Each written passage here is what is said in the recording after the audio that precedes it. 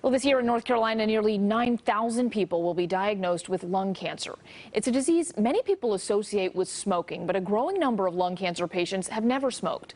One lung cancer survivor is working to change perceptions and build connections among people fighting the illness. A fitness trainer, Heidi Nafman-Onda spent much of her life focused on staying healthy and helping others get healthy. Then in 2018, she received a diagnosis she never expected. Stage 3A lung cancer. I just could not believe what I was hearing.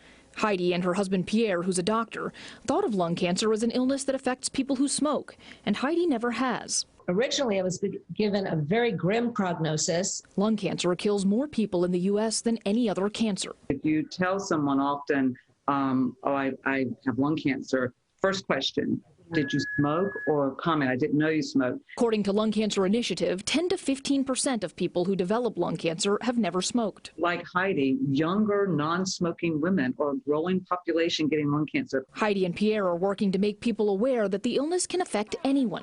That's why they started the White Ribbon Project. And Pierre took up woodworking when I was diagnosed, and I just one day said, I just wish you could make me a big white ribbon door hanger out of wood, because I knew it would last. I knew it would last longer than me, and that could stay up on the door and literally scream to the world, whoever walked by my house, that I had lung cancer. For Pierre, it was a way to make a difference. I couldn't cure her lung cancer, but I could make a white ribbon. Now Pierre and Heidi, who shows no sign of cancer after chemotherapy, radiation, and immunotherapy, are traveling around the country making white ribbons.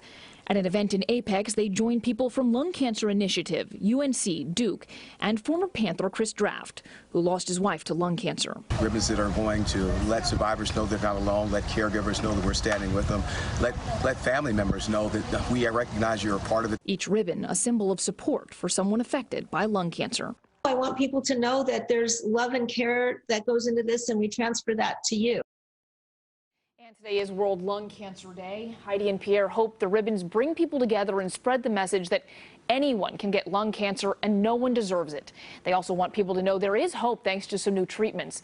You can find out more about their journey and the Lung Cancer Initiative, which is helping fund research here in North Carolina, on our website, cbs17.com.